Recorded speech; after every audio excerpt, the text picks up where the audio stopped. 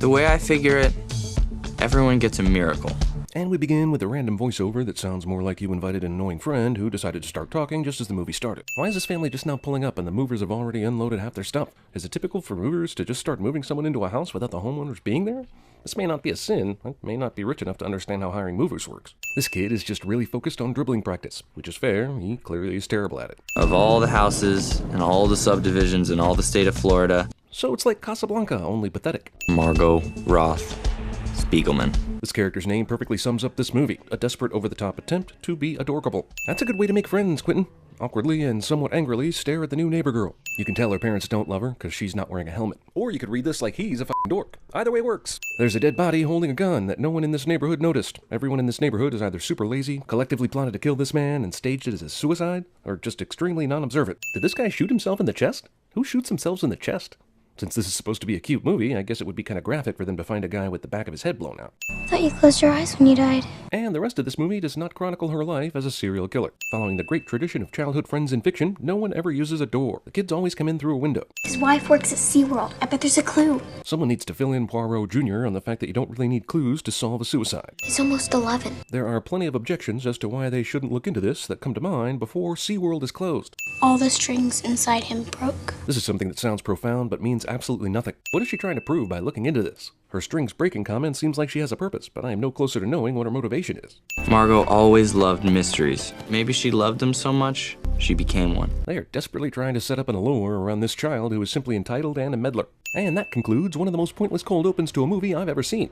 If you haven't seen this movie, first of all, don't. But second of all, we don't hear about the guy who killed himself in the neighborhood ever again. No one has ever taught this kid how to brush teeth. He's not using toothpaste, he's just sticking it in the back of his mouth, and he's walking around his bedroom like it's a place where you brush teeth. Does he think that's Margot at the door? He saw her walk out of his view maybe 1 second before the doorbell rang. Maybe she is such a mystery she has the ability to alter the properties of space-time. If Margot is this brooding, mysterious loner type, why is she so popular and hanging out with all the preppy cool kids? Maybe that's a part of the mystery. Margot was special. By special, he means hot. Like the time she spent 3 weeks traveling with the circus. Margot obviously has no parents if she can just run off to the circus at 12. And can tour with some band I've never heard of, only to reject the bassist who is inexplicably within earshot of the bouncer at the backstage door. I'm just insulted by this clue. So her soup would have to already be cooked and sitting on the table with no one around, had the correct number of I's, S's, and P's, and she would have had to get them all in order. And they would have had to stay in order before her sister got back to eat it, who clearly didn't notice it until she went to eat it. But the biggest thing is, this is not a clue. This is just her telling her sister where she's going. She probably should have just written it on a sticky note and put that on her bowl. Or anyone else she deemed worthy. I was never one of those people. Why would you be? You're the weird helmet-wearing neighbor boy who was afraid to look at a dead body. Margot surpassed you before she was 13. She doesn't even tell her ghost parent she's apparently run away to Mississippi, but she's gonna tell you? Hi, Ben. Hi, Radar. Radar? Are these teens big MASH fans? It's the 21st century. Shouldn't this cliche nerd nickname be something like Torrent or JPEG? You know, I feed her grapes, take her to Paris. Treat her like the princess she is. Was that wrong? It's weird. It's always weird. His persistence about wanting to bang Q's mom is high enough for it to be strange that Q is not more annoyed by it. Radar's parents were trying to get into the Guinness Book of World Records for the largest collection of black Santas in one house. Notice he said trying. Is there another family with a house filled with black Santas? I think that's the sadder story here, that they have not yet succeeded in having the most black Santas. I need to borrow your car. I can't use your car. A boy this weak-willed and boner sore for the same girl since he was a little kid would not have immediately turned this girl down. 9 problems. And your boyfriend is one of them? Someone has been reading Jay-Z's throwaway song ideas journal. He agrees to go and commit several actual crimes with the girl who has basically ignored him for 9 years. You can make mundane acts like pulling a car out of a driveway way more epic and life-changing if you throw some electronic music under it. How did Q's parents not hear him peel out in their Honda Odyssey in the middle of the night, and after Margot's parents were loudly screaming her name? Follow-up sin, they are not telling me what sleeping pills Q's parents are taking. We are righting wrongs, and after that we're gonna wrong some rights. Pretentious teenagers are terrible, don't get me wrong, but not even the most vegan of the Beret Brigade would utter a sentence so trite. This is gonna be the best night of your life.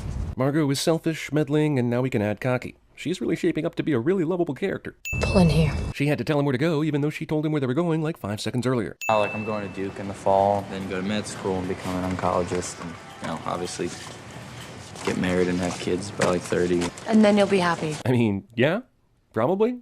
That sounds like a pretty good life. I bet college was fun too. Stop. I'm pretty sure those don't just work right off the shelf. I'm a big believer in random capitalization. She would be very popular on AOL Instant Messenger in the early 2000s. This Florida subdivision is close to a big box store that sells individually packaged whole catfish.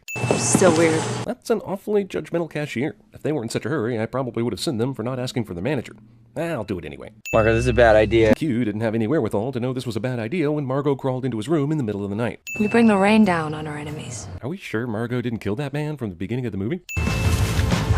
Did he really get that far away from his clothes to not quickly grab some pants at least? He conveniently stops, covering his tiny dick just in time for Q to snap a picture of his tiny dick. Also, congratulations, our heroes have now lightheartedly engaged in the deplorable act of revenge porn. The Rhode Island of penises. Was that really the best thing that presumably a team of writers could come up with? Maybe the director just told the model/actress playing Margot just to wing it. The fact that she put a large fish just out in her backpack is also a prank on her. Now her backpack and all its contents probably reek of fish. Does she think she's Zorro? At least that wasn't his real name. It's like she wants to make super sure everyone knows she did all this, and leave behind enough evidence for her parents to press charges, which none of them do. How long does it take these grown-ass adults to come downstairs? This house must be massive, and contain large, sprawling staircases for them to have enough time to get back outside. We bring the rain, not the scattered showers. How many eye-roll moments am I going to have when Margot says something? Did she have that one in her pocket for a while? They're doing a lot of standing around for two people trying to be inconspicuous. Apparently none of these large houses in this upscale development have security systems. They got incredibly lucky. They were able to pick the lock without an alarm going off, casually walk upstairs with no one seeing or hearing them, and now they're just standing on the foot of this guy's bed like they've got all the time in the world. Chuck told all the girls not to dance with you, and we all went along with it. She's such a free spirit and a rebel even at a young age, but she still listened to and complied with what this guy told her to do in the 6th grade. What do I regret more? This is not the right place for this pep talk. This is a movie based on a book written by a man, directed by a man, with a screenplay written by 2 men. And it's pretty obvious that none of them are aware that, in fact, Nair burns your skin like f***ing hell. We're ninjas! I guess you can claim to be a ninja when everyone you're messing with is taking the same high-quality brand of sleeping pills. Needlessly sliding across the hood of a car, in case you forgot she was supposed to be a badass. Come to Orlando. It looks like everywhere else. You too can feel winsome freedom by sticking your head out of the window like a dog. I can't get arrested tonight. Or ever. Q doesn't understand that all these things he did tonight could get him arrested later. Soothing sounds of corporate America. They have random music playing in this conference room, which not only would it not be playing in the middle of the night, it definitely would be playing in a conference room. The people telling this story couldn't have picked a city with a better skyline. Correction, a skyline. I think we're in the clear. Because if someone doesn't catch you in the act of committing a crime, or shortly after, you can't be charged for that crime. Wait, that's not right. Ah, the old reflection signifies duplicity trick. It's a paper town. Roll credits.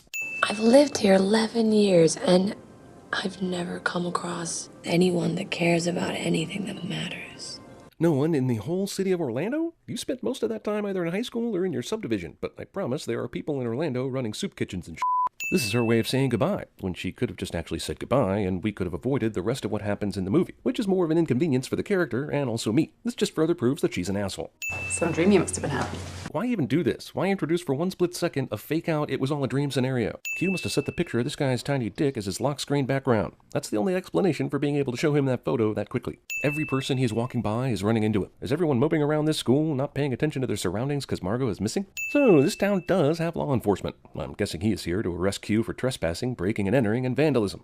Not your top candidates for Parents of the Year. Character in the movie casually mentions in voiceover how shitty her parents are, when the 3 weeks Margot spent at the circus was more than enough information. I'm like, yo, what's up? Let's do it. It's bad enough that we have to listen to this sub Anthony Michael Hall wax poetic about imaginary sex, but does he have to try and talk like this too? There's something in Margot's window. It's a refrigerator, a mug, author Dan Brown, Michelangelo's David? Oh no, wait, it's obviously a picture. Every album ever made except Woody Guthrie. That's a bold statement to make when he's only looked through a small portion of her records. This is a perfect example of Margot's trite, white, teenaged ass, using a photo of Woody Guthrie to lead someone to Wilco. If you think her favorite bits of Leaves of Grass are self-involved, wait until you see her annotated version of Atlas Shrugged. Walt Whitman's from New York. Woody Guthrie lived in New York for a while. Maybe that's I something. think she's in New York? 2 famous people lived in New York. Somehow he rightly interprets that as a clue. He just happens to look over at the hinges on his door and sees a little piece of paper that just happened to stay there for several days. We have school tomorrow. Not if we don't show up. Is this a moment of growth for Q? It seems more like this girl is dragging him down to her selfish level of apathy. It was a little too easy for Q to convince his friends, who also never do anything wrong, to skip class. We got no time to waste. See? I can't tell if that voice is Sean Connery or Tom Brokaw or Jimmy Stewart. Last time I was this scared, I had to sleep in my mom's bed. Q, if I were you, I'd get that scared every single night. Q should know better than to set him up like that. Maybe Q also secretly thinks his mom is hot, and hearing Ben say things like this is the only way for Q to express his true feelings. What if it's Margot? But what if it's literally anything else? This statement includes more things that are less threatening, i.e. woodland critters or a tumbleweed, so it's not a valid argument for why they should leave. I'm starting to think these 3 characters are the only ones who are in band. I also think that there's no band director, because no teacher has been curious as to why 3 students hang out in the band room after school every day. If there's a tuba there, it's not a party. Or maybe it's the craziest party you've ever been to in your life. We know that this is a dream because Margot would never wear a dress like that. It might not be a dream because she probably would wear a hoodie over it. Hey, how soon can you get here? No one can speak at a normal volume on the phone at parties, clubs, etc. Get it together, Hollywood. Party at unreasonably giant mansion owned by the dick popular kid whose parents are never home cliché. Who's there? Lacey waited until that moment to get startled and say, "Who's there?" Also, she didn't lock the door in the first place. What the hell are you doing in here? What Q is doing is more normal than what Lacey is doing. And then she stood on the couch and shushed the entire party and told them I have chlamydia. Lacey clearly has problems with association. She was upset that people only see her as a pretty face, but she ended up in the hot tub because her friend told everyone she has chlamydia, which doesn't have anything to do with how this conversation started. More convenient clues in unlikely places that Q just happens to be in. Page is ripped out of the book that way, so we know there was a page there that was ripped out. Why are they so scared of this hole still? Does Radar have mild amnesia? They know what is through the hole. They were there the other day. They are giving it their all and trying to set these 2 up to like each other, but I don't believe it for a second. If this is supposed to be some version of Wikipedia, Margot's quirky note wouldn't be there long enough for anyone to find it, unless she has impeccable timing. No, we gotta stop. No, we're not stopping. Bro, you don't. Just think about something else. Rather than try to distract him, you can also pull over for literally 2 minutes to let him pee. Longest urination scene in teen movie history. If he's still drunk, there's no way he wouldn't get piss all over that car. I'm the greatest. I shook up the world. Conveniently timed pothole. Why are we Mission Impossibling this trip to the gas station? He said they had 6 minutes, yet they are running around like they're already out of time. Are they all going to get back in the car with 4.5 minutes to spare? Remember that other movie based on the book written by that same guy everyone liked better than this one? Well, here's a guy from that movie. Even though there is a serious time crunch, let's all have cute looking around moments and then snap back into action. Mom, I'm sorry, it was super last minute. That was one of the few moments where an adult showed the slightest bit of concern in this movie. Without that, the moment with the teacher and earlier with the detective, I would be pretty sure this movie is a live-action adaptation of Ed, Ed, and Eddie. Q has a chronic issue with not looking at the road for very long periods of time when he is driving. We're 3/4 of the way into the movie, and this is the first time where that has become a problem. Q clearly hit his head, and we see later that he is bleeding, but here we see Q looking exactly the same as he did before. It's gonna be a couple hours. Alright. Radar's timetable has really seen a delay at this point, yet he is not freaking out about it like he was at the gas station. Maybe a near-death experience has taught him that prom really isn't that f***ing important. What was it you wanted to tell me back at Jace's house before you puked yourself? What almost made her throw up, she now finds endearing. If you ask me, someone like Margot doesn't really deserve you. Only a nerd can swoop along and tell the pretty and popular girl that only a man like him can deserve her, as if she's a literal prize to be won. Wait, say that again. You're really gonna make me say it again. Black Santa. The Black Santa thing isn't that funny. It's mostly dumb, and would worry me if I was his significant other that the dumbness is genetic.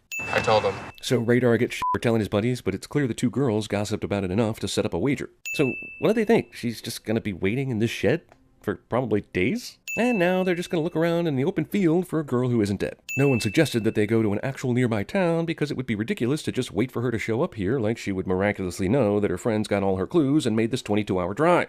He should get that nose twitch checked out.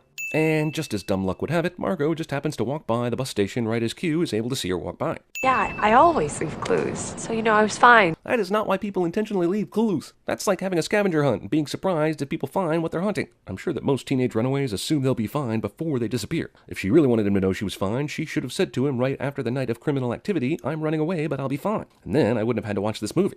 I'm just as selfish as she is. I have no idea who I am. Why do you think I'm here? Up until that last thing, she was making sense, but I have to say there are plenty of people that don't know who they are and still don't selfishly abandon their friends and family to figure out who they are. The myth of Margot Roth Spiegelman. If I hear someone say her full name again, I'm going to start assuming that in the grand tradition of John Wilkes Booth and Lee Harvey Oswald, she assassinated a president. A paper town for a paper girl. Annoyingly thin metaphor aside, she's not even in the paper town. The paper town is Aglow, which is where Q went. They are now in Roscoe, New York, an actual town. You were my first partner in crime. I wanted you to be my last. Let's add user to the big board of negative Margot attributes. Everybody else was doing things for the last time, but I was doing them for the first. Is this movie an adaptation of Q's college essay? And even though Margot totally manipulated Q and was generally kind of jerky to him, they still shared this passionate kiss. You could come with me, You can't imagine how many times I dreamed you'd say those words. But in this moment of clarity, Q realized that he doesn't want to be homeless also. How was he able to make it back in time to make it to prom?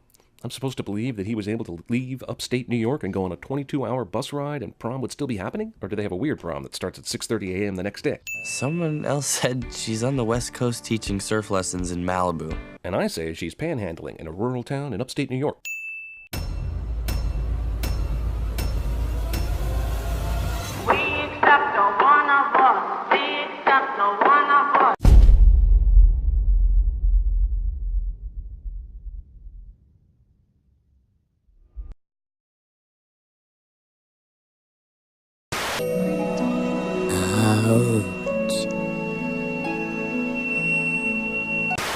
Stuff is old. This forest is old. Very old. Tommy. That's a peeping. Tommy. You always say that, the same thing every time. I'm through, never again, too dangerous. I know, that's what I always say. I'm always right, too.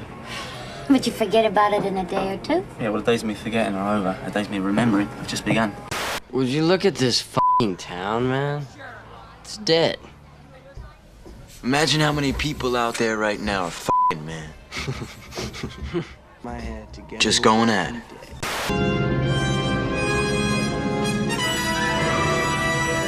What do you say we get out of here, and I go put a baby in you? Whoa, hey guys, look. What? There's something in Margot's window. Has that thing always been there? I don't know, the shade's never drawn.